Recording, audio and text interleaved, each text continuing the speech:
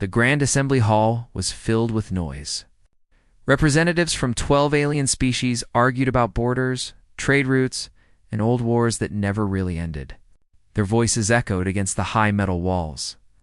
Holographic displays showed maps of star systems that changed ownership every few decades. It was the same meeting that happened every cycle. Nothing ever truly changed.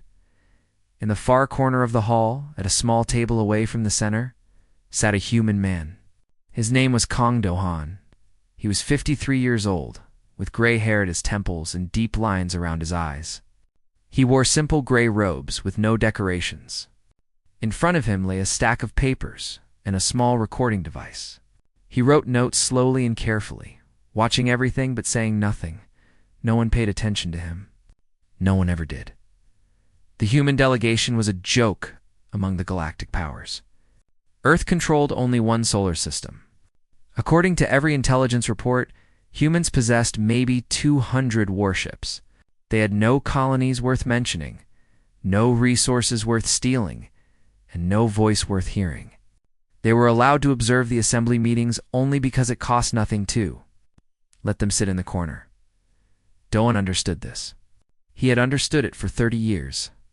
The Dominion delegation sat at the largest table in the center of the hall.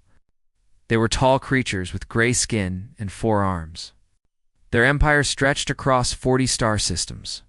They had crushed 17 species into submission. Their fleets numbered in the tens of thousands. When they spoke, others listened or suffered. Warlord Ro commanded the Dominion's presence today. He was younger than most commanders, eager to prove himself through cruelty. He noticed the human in the corner and felt a familiar disgust rise in his chest. Ro stood up from his chair. His advisors watched him walk across the hall, toward the human table. Several other delegations stopped talking to observe. This would be entertaining. Do-han did not look up as the shadow fell over his table. Ro picked up a drinking vessel from a nearby surface. Without a word, he tilted it and poured the dark liquid across the human's documents. The papers soaked through. Ink began to run. "Why does the assembly permit vermin to observe?" Ro asked loudly, so everyone could hear. "Perhaps we should clean this corner. Remove the infestation." Laughter rippled through the hall. Several species joined in, eager to please the Dominion. Do-han looked at his ruined documents. Then, slowly, he pulled a cloth from his pocket. He wiped the papers one by one. He set them aside to dry. He did not speak. He did not look at Ro. He simply continued his work as if nothing had happened. Ro waited for anger. He waited for fear. He wanted to see something in the human's eyes that he could crush. But Do-han gave him nothing. Just silence. Just patience. It was unsatisfying. Ro made a sound of contempt and walked back to his table. The entertainment was over. The human was too pathetic to even react properly. Hours later, when the session ended, Do-han returned to his small quarters in the station's lower levels. The rooms were plain. A bed, a desk, a communication terminal. Nothing personal decorated the walls. He sat at his desk and activated a secure channel. The encryption was not standard human technology. It was something much more advanced, something no one knew humans possessed. "Admiral Taiho," Do-han said quietly. "I am sending today's report." A voice crackled back across the vast distance to Earth. Received. "Any changes in their fleet positions?" "The Dominion is moving 3 armadas toward the Corin neutral zone. I have identified their command frequencies and shield rotation patterns. Sending the data now." "Good. The shipyards are ahead of schedule. We will have another 400 vessels ready within the year." Do-han nodded to himself. "Continue the work. I will continue watching." The channel closed. Do-han sat alone in the silence. He removed his diplomatic robes slowly and hung them on a hook by the door. Beneath the robes, his body told a different story than his calm face. Old burn scars covered his back and shoulders, twisted and pale against his skin. The wounds had healed long ago, but they would never fade. 40 years ago, Do-han had been a young man living on humanity's first colony outside the solar system. The settlement was called New Hope. 3,000 people had built homes there, started farms, raised children. They believed they were beginning a new chapter for their species. The Dominion had decided to teach humanity a lesson about expansion. They called it a cleansing. Their ships appeared without warning and burned the atmosphere. They did not ask for surrender. They did not give warnings. They simply killed everyone and everything. Du-Hoon survived only because he had been in a deep mining shaft when the attack came. He crawled out 3 days later into a world of ash and silence. He was 17 years old. He walked through the ruins and found no one else alive. He was rescued eventually. He returned to Earth. He could have become a soldier, full of rage and hunger for immediate revenge. Many expected him to. But Doan understood something that others did not. Humanity was weak. Humanity was small. If they fought now, they would die. So he chose a different path. He became a diplomat. He asked to be sent to the Galactic Assembly. He smiled politely at the species who laughed at him. He bowed to the Dominion representatives who had murdered his family. He wrote reports. He gathered intelligence. He waited for 40 years. Earth had been building in secret. Hidden shipyards carved into asteroids, weapons developed from stolen Dominion technology and improved beyond recognition. Thousands of warships sleeping in the darkness of space. Waiting for the day they would wake, Doan touched the scars on his shoulder. He remembered the smell of burning air. He remembered his mother's voice calling his name before the fire took her. He had never forgotten. He would never forget. The galaxy saw a quiet human sitting in a corner, writing notes, accepting insults, and doing nothing. They saw weakness. They saw prey. They did not see the truth. They did not see the patience of a man who had learned that revenge was a meal best prepared slowly. They did not see 40 years of preparation reaching its final stage. Soon, Doan thought. Very soon, he turned off the lights and lay down on his bed. Tomorrow, he would return to the assembly. He would sit in his corner. He would write his notes. And he would wait just a little longer. The galaxy had ignored the quiet human. They would not ignore him forever. The Corin system floated in the space between empires. It belonged to no one, which made it perfect for diplomacy. 3 planets orbited a dying orange star, and on the second planet, a meeting hall had been built centuries ago for exactly these moments. Ambassador Kongduan stood at the entrance of the hall, waiting. His gray robes were freshly pressed. His face showed nothing but calm, patience. Behind him, 2 human aides carried documents and data screens. They were young and nervous. They had never been this close to Dominion leadership before. Inside the hall, Overlord Vex waited on a raised platform. He was old for his species, his gray skin marked with ritual scars that showed his many victories. 4 arms rested on the sides of his throne-like chair. His eyes were cold and empty like deep space. Around him stood his advisors, his guards, and Warlord Ro, who still remembered the human who would not react to his insults. The Dominion had agreed to this summit because they saw opportunity.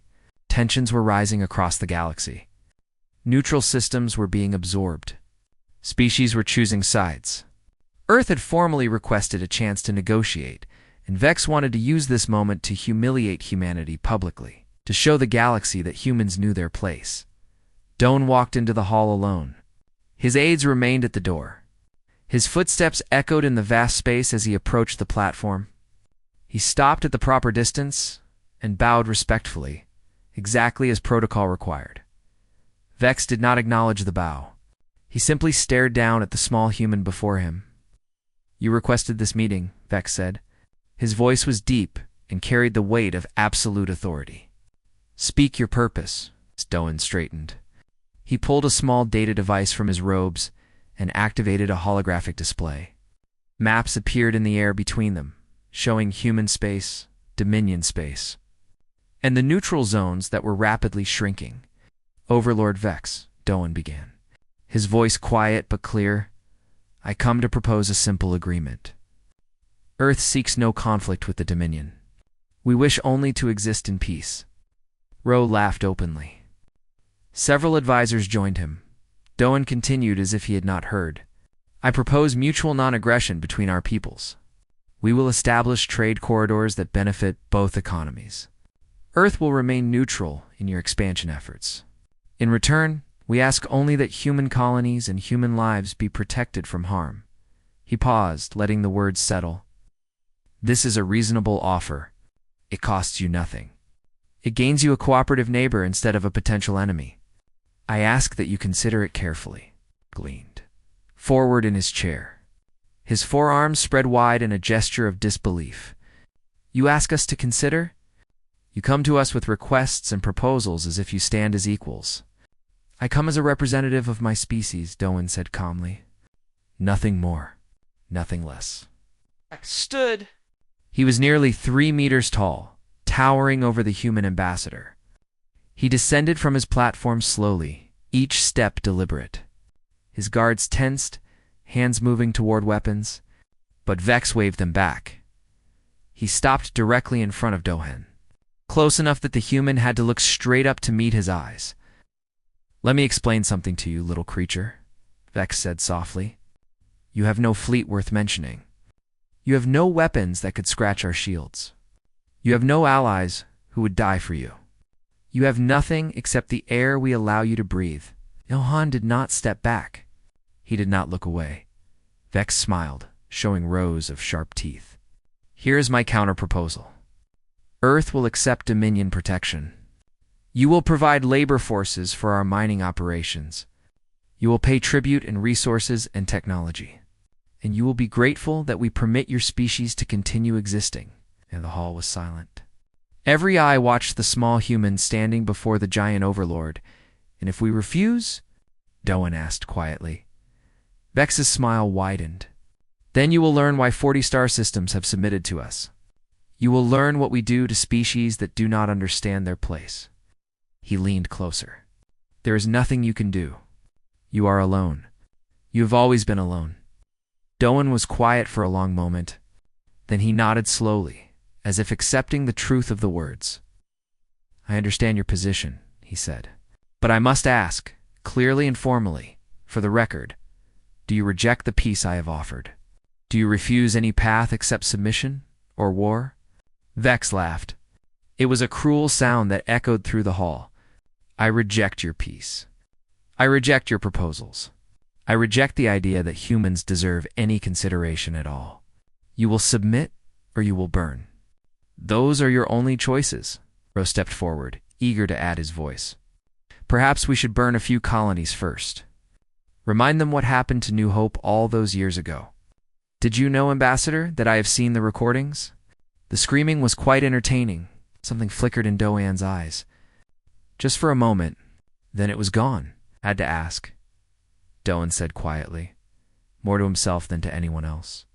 "I had to be sure you would refuse." He bowed once more, a perfect diplomatic bow, and turned to leave. "Running away?" Ro called after him. "The vermin shows its true nature." Doan did not respond. He walked to the door where his aides waited. They looked pale and frightened.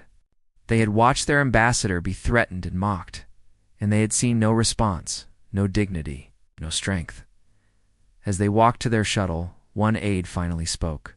"Ambassador, what do we do now? They will attack us. They will destroy us." Doan said nothing until they were inside the shuttle, and the doors had sealed behind them. Then he sat down at the communication console and entered a code that neither aide recognized. A secure channel opened. The encryption was unlike anything in standard human technology.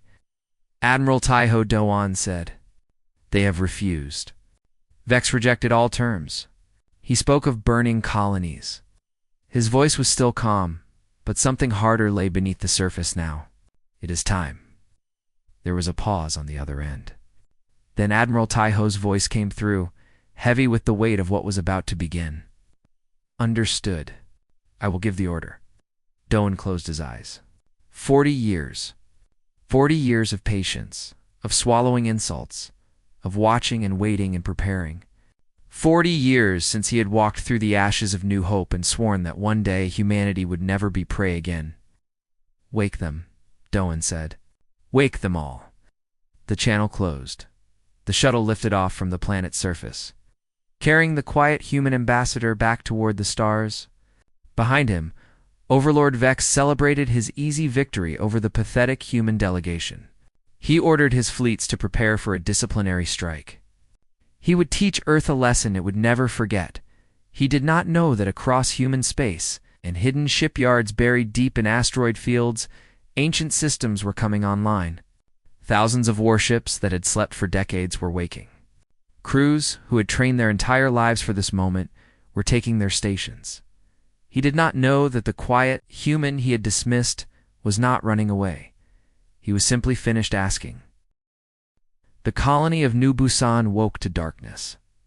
At first, the people thought it was simply an eclipse, some natural phenomenon they had not predicted. Then they looked up and saw the shapes blocking their sun. Hundreds of them. Warships. The Dominion had come.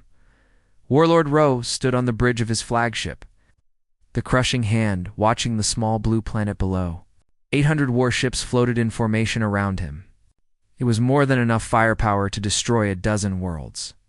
For 3 human colonies, it was almost insulting overkill. But Ro wanted to make a statement. He wanted the humans to understand fear. He wanted them to beg. "Open a channel to the surface," he commanded. His communications officer obeyed.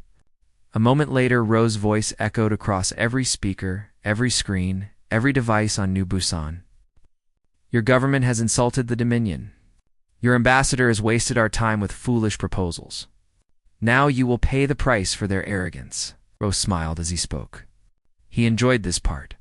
Surrender your resources. Surrender yourselves. Do this, and deaths will be minimal. Resist, and you will burn like New Hope burned. You have 1 hour. The channel closed. On the surface, 60,000 colonists began evacuating into underground shelters. They had drilled for this. They had always known this day might come. Parents carried children. The elderly helped each other down the long stairs. There was fear, but there was also a strange calm. They had been told to trust the plan. They had been told that help would come. Ro watched the evacuation on his sensors and laughed. They hide in holes like animals, as if that will save them. He turned to his tactical officer. "Prepare bombardment. We will crack this world open." "Sir," his sensor officer interrupted, "I am detecting something unusual." "Behind us?" Ro frowned. "Behind us? There is nothing behind us. We came from empty space. The readings are strange. It is like space itself is bending." Before Ro could respond, the impossible happened. A ship appeared directly behind his flagship. It did not arrive through hyperspace. It did not approach from any direction. It simply materialized out of nothing, as if it had been invisible all along. The ship was human. It was sleek and dark, shaped like a knife. Its name was painted on the hull in small white letters. Silent Wake. Ro had exactly 2 seconds to process what he was seeing. Then the Silent Wake fired. A beam of impossible energy lanced out from the human ship's main weapon. It struck the crushing hand at the point where the bridge met the main hull. The Dominion flagship, a vessel that had survived 100 battles, split in half. The front section tumbled away into space. The rear section exploded. Ro was thrown from his feet as emergency systems screamed around him. He scrambled to an escape pod and launched himself into the void. Watching in disbelief as his command ship died, across the Dominion fleet, chaos erupted. Officers screamed questions into communication channels. Where had the human ship come from? How had it gotten so close? Why had no one detected it? Then 17 more human ships decloaked. They appeared in a perfect attack formation, surrounding the Dominion fleet in a sphere of death. They were smaller than Dominion vessels, but they moved with a speed and precision that seemed impossible. They did not announce themselves. They did not demand surrender. They simply began killing. Captain Yuna stood on the bridge of the Silent Wake, her face showing no emotion. She was 41 years old, with short black hair and eyes that had seen too much death to feel anything but cold purpose. She had waited her entire career for this moment. "All ships, execute Pattern 7, she said calmly. "Disable their targeting systems first, then destroy them at will." The human fleet moved like a single organism. EMP bursts flooded Dominion electronics, blinding their weapons and shields. Railgun rounds, accelerated to a fraction of light speed, punched through armor that was supposed to be invincible. Missiles found weak points that human intelligence had identified decades ago. Lieutenant Sujin sat at the tactical console, coordinating fire patterns across the fleet. She was 28 years old. Her grandmother had died on New Hope in the first cleansing. Her mother had raised her on stories of that day, on promises that someday humanity would answer. Sujin's hands moved across her console without hesitation. Every command she entered was another Dominion ship dying. She felt nothing but cold focus. The battle lasted 3 hours. It should not have been called a battle. The Dominion had numbers on their side. But numbers meant nothing when your weapons could not lock onto targets that moved like ghosts. Numbers meant nothing when your shields failed against weapons you had never seen before. When it ended, 400 Dominion ships were debris floating around New Busan. The remaining 400 had scattered into hyperspace, fleeing in every direction. The human fleet had lost 2 ships. 18 crew members had died. On the surface, the colonists emerged from their shelters. They looked up at a sky now filled with human warships, standing guard above them. Some people cried. Some fell to their knees. Some simply stared in disbelief. Rose's escape pod was captured by a human patrol craft. He was brought aboard the Silent Wake in restraints, forced to kneel on the deck before Captain Yuna. "This is impossible," he said, his voice shaking. "You had nothing. Intelligence said you had nothing. 200 ships? Old technology. No threat." He looked up at the human captain with confusion and fear. "How?" Yuna looked down at him without hatred, without anger. Just cold truth. "You saw what we wanted you to see," she said. "For 40 years, we let you believe we were weak. We let you mock us, insult us, threaten us. We sat in your assemblies and took your abuse and smiled." She leaned closer. "And while you were laughing at us, we were building. We were learning. We were preparing for this day." Rose's forearms trembled. "What will you do now?" Now Yuna straightened. "Now we do what should have been done 40 years ago. Now we make sure no human colony ever burns again." She turned away from him. "Take him to the holding cells. He will stand trial when this is over." On a transport ship heading back toward Earth, Ambassador Doe received Captain Yuna's report. He read the numbers carefully.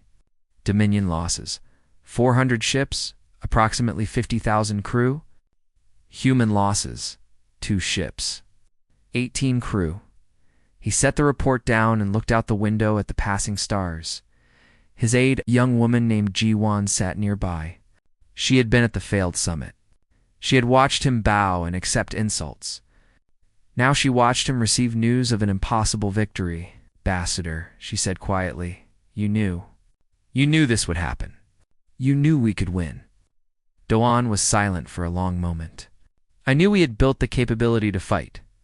I knew we had gathered enough intelligence to strike first and strike hard." He paused. "But knowing you can win and actually winning are different things. Many good people died today. Many more will die before this ends." "Before this ends?" Gi-won asked. "You mean there will be more fighting?" Doan turned to look at her. His eyes held a weight she had never seen before. "This was not a victory," he said softly. "This was a message. Now Vex knows what we can do. He will not surrender. He will gather every ship in the Dominion and come for us with everything he has." He looked back at the stars. "It begins now, and it cannot stop until one side has nothing left." Gi-won felt a chill run through her. On New Busan, Lieutenant Sujin stood at a viewport, watching the debris field that had once been a Dominion armada. Somewhere in that wreckage were the ashes of soldiers who had served an empire built on cruelty. She thought of her grandmother. She thought of New Hope. She did not celebrate. She did not smile. "Now they know," she whispered to herself. "Now they finally know." The galaxy had ignored the quiet humans. It would never make that mistake again. Overlord Vex received the news of New Busan in his throne room on Vex Prime. He listened in silence as his officers described the impossible. 400 ships destroyed. Warlord Row captured. The human fleet appearing from nowhere, striking without warning, vanishing before reinforcements could arrive. When they finished speaking, Vex did not move for a long time. His forearms gripped the sides of his throne until the metal began to bend under his strength. "How many ships do they have?" he finally asked. "We do not know, Overlord. Our intelligence was clearly wrong. They hid their true strength from us, then find out." Vex's voice was quiet, but carried death in every word. "Mobilize everything. Every armada. Every reserve. Every ship that can fly. I want 15,000 vessels assembled. I want every species that owes us tribute to send their forces." He stood, his massive form blocking the light from the windows behind him. "We will not simply punish Earth. We will end them. We will burn every human world. We will hunt down every human ship. We will erase their species from existence." The officers bowed and hurried away to carry out his commands, but humanity did not wait to be hunted. On Earth, Admiral Taiho stood before a holographic map of the galaxy. He was 67 years old, gray-haired and steady, a man who had spent his entire adult life preparing for a war he hoped would never come. Around him stood the commanders of the Hidden Fleet, 4,000 warships that were now awake and ready. "The Dominion will mobilize everything they have," Taiho said calmly. "They expect us to defend our borders and wait for their attack. We will not do that." He touched the map, highlighting Dominion territory. "We have spent 40 years studying them. We know their supply routes. We know their communication networks. We know where their fuel depots are hidden. We will strike all of these targets before they can organize." Captain Yuna stepped forward. "The Silent Wake and Stealth Group 7 are ready for deep penetration operations. Give us targets, Admiral. We will make them blind." Taiho nodded. "You have your targets. Make them bleed." What followed was 6 months of systematic destruction. Human fleets did not fight like the Dominion expected. They did not gather in great formations for honorable battles. They appeared without warning, struck critical infrastructure, and disappeared before the Dominion could respond. The Battle of Nexus Gate came first, a hyperspace junction that connected 6 Dominion systems. Nexus Gate was protected by 3,000 warships under Admiral Vorn, one of Vex's most trusted commanders. He believed his position was unassailable. Human infiltrators had spent months seeding the surrounding asteroid fields with autonomous mines. When Vorn's fleet detected the approaching human forces, he ordered a pursuit, confident in his superior numbers. His ships flew directly into the minefield. The first explosions disabled his flagship's engines. The second wave took out his communications array. By the time Vorn understood what was happening, his fleet was trapped between asteroids that had become killing machines. Human ships arrived not to fight, but to finish. They picked off crippled vessels one by one. 3,000. Dominion ships died at Nexus Gate. It took 8 hours. The siege of Vex Prime came next. No one believed humans would dare attack the Dominion homeworld. The orbital defense network was the most powerful in the galaxy. A web of weapons platforms and shield generators that could hold off any fleet. Human infiltrators had been on Vex Prime for years, disguised as servants and laborers. On a single night, they destroyed 17 power stations that fed the defense network. When Dominion engineers rushed to make repairs, they found the backup systems had been sabotaged as well. Admiral Taiho's main fleet arrived at dawn. The Dominion defenders fought bravely, but their weapons fired at half power. Their shields flickered and failed, and their communications were chaos. The human fleet established a blockade around the planet. They did not bombard the surface. They did not kill civilians. They simply waited, cutting off all supply lines, letting Vex know that his throne world was now a prison. The Ghost Offensive was Captain Yuna's masterpiece. Her stealth squadrons traveled deep into Dominion territory, moving through enemy space like shadows. They destroyed fuel depots that had taken decades to build. They cut communication relays that connected Vex to his commanders. They left Dominion fleets stranded in empty space, unable to retreat, unable to call for help. One by one, those stranded fleets sent out distress signals that no one answered. They ran out of fuel. They ran out of food. Some surrendered to passing human patrols. Some drifted until their life support failed. Across the galaxy, species that had once laughed at humanity watched in stunned silence. The Dominion, which had ruled through fear for centuries, was dying. Messages began arriving at Earth, secret communications from governments that had never acknowledged human existence before. They offered alliance. They promised support. They begged to be remembered as friends when the war ended. Ambassador Doan read these messages without emotion. He remembered every species that had laughed when Ro poured drink on his documents. He remembered every delegation that had mocked human presence at the assembly. He did not respond to their offers, Consul. Tira had warned the Dominion not to underestimate humans. She had argued against the attack on New Busan. She had been silenced and exiled for her caution. Now, she was the only Dominion official who could still communicate with human leadership. She contacted Doan directly. Her image appearing on his screen late one night? "Ambassador," she said. Her voice tired and desperate. "I am authorized to discuss surrender terms. The war has gone badly. Many in our government now see that we made a terrible mistake. We can end this. Please, tell me what it would take to end this." Doan looked at her for a long moment. "Did your people offer my colony the chance to surrender? Did they let the children evacuate before they burned the atmosphere of New Hope?" Tara closed her eyes. "No, they did not. I will accept unconditional surrender, nothing less. And Overlord Vex will answer for what was done."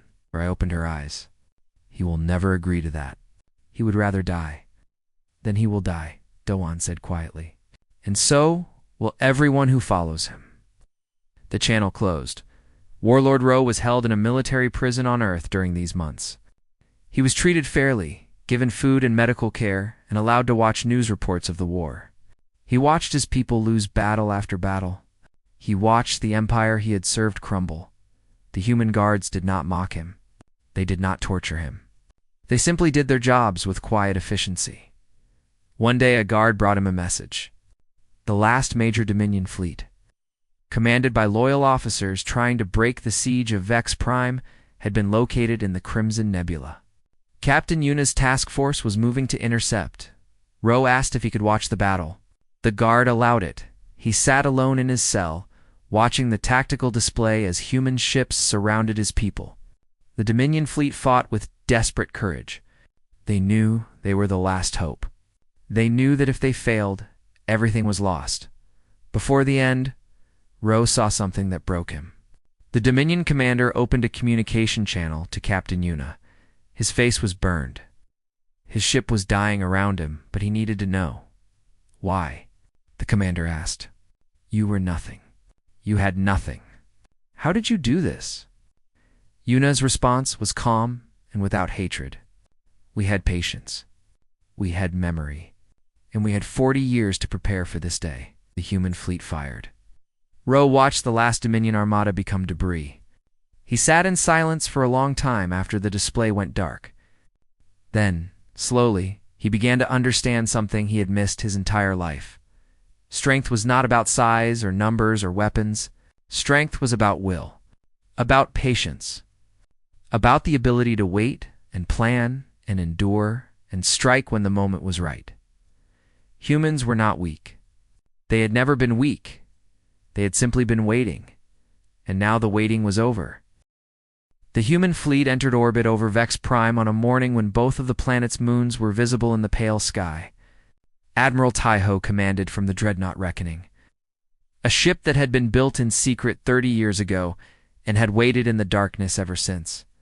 Around him floated 2,000 vessels. It's the largest human fleet ever assembled. Below, on the surface, billions of Dominion civilians waited. They had watched their fleets die. They had watched their empire collapse. For weeks they had lived under siege, cut off from the galaxy.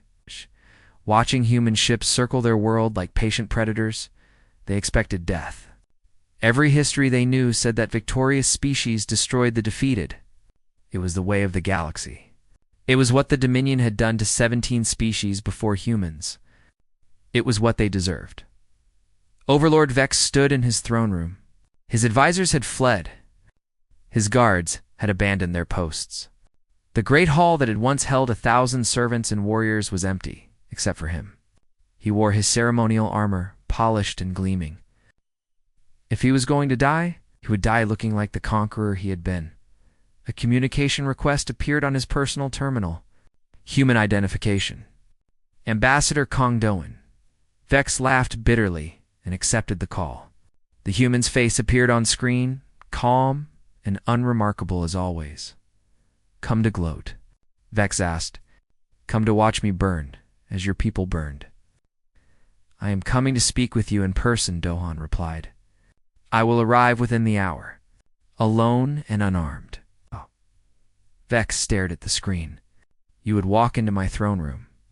I could kill you with my bare hands," Kudahan agreed. "But you will not.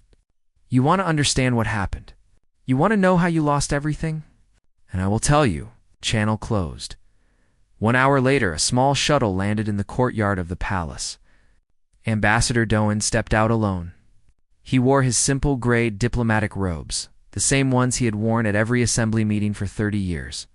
He carried no weapons. He walked through empty hallways where the sounds of his footsteps echoed against ancient walls. He entered the throne room without hesitation. Vex stood waiting, towering over the human who approached him. Even now, after everything, the size difference was almost comical.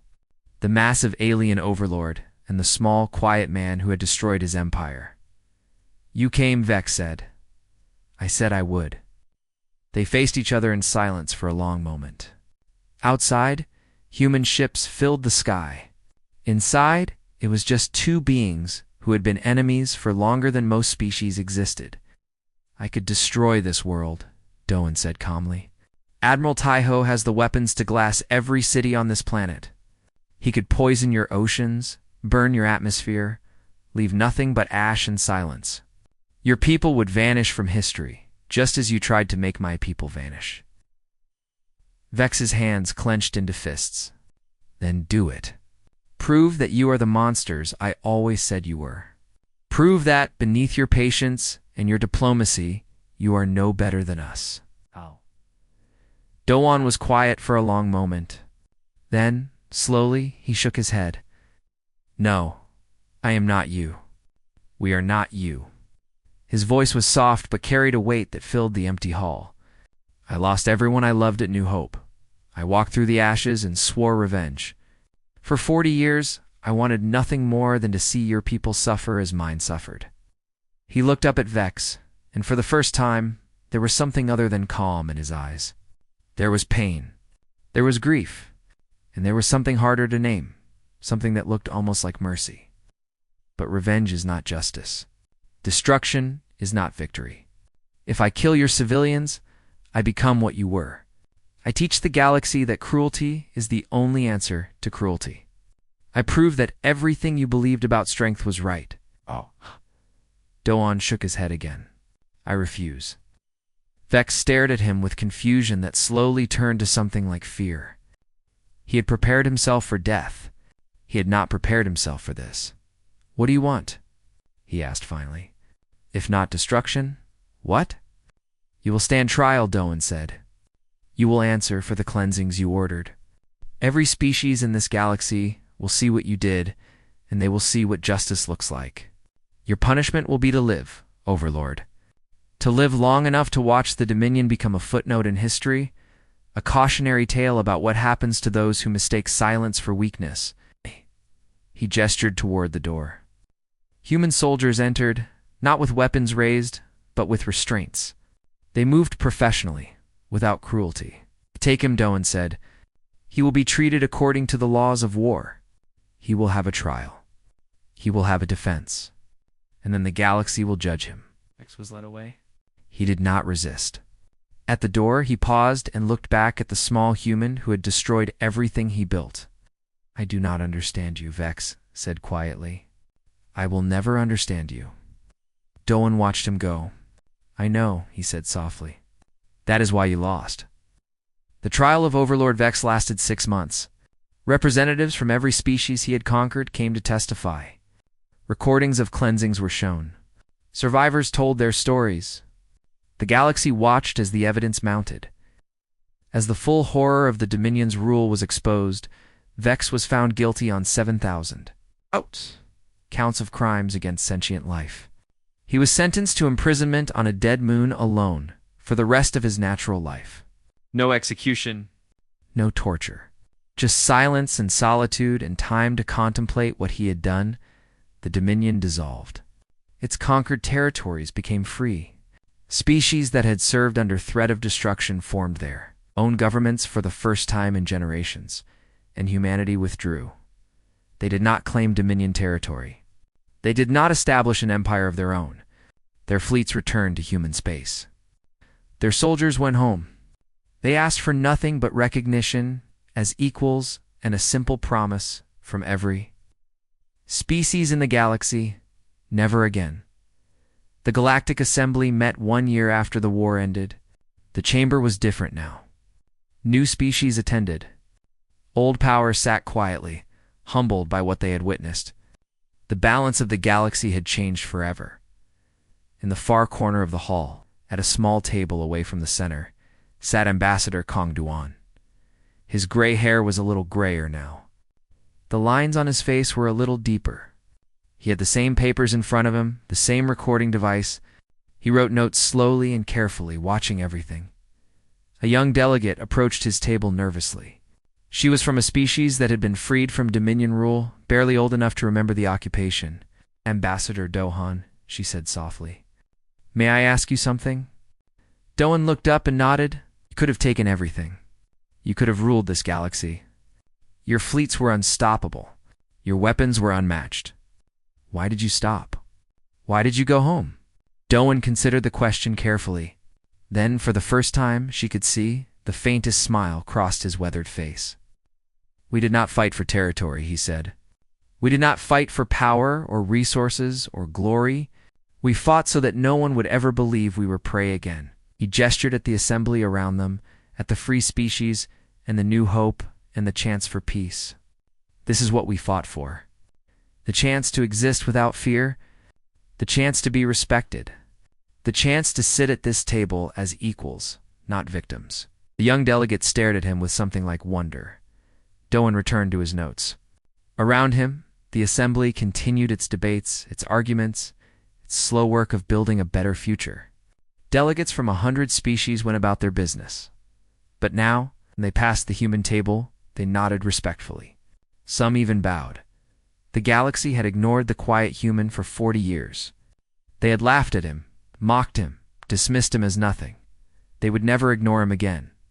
And Kong Doan, who had walked through ash and fire, who had waited and planned and endured, who had won a war and chosen mercy, sat in his corner and watched and wrote his notes. He had kept his promise. Humanity was no longer prey, and that, in the end, was all he had ever wanted.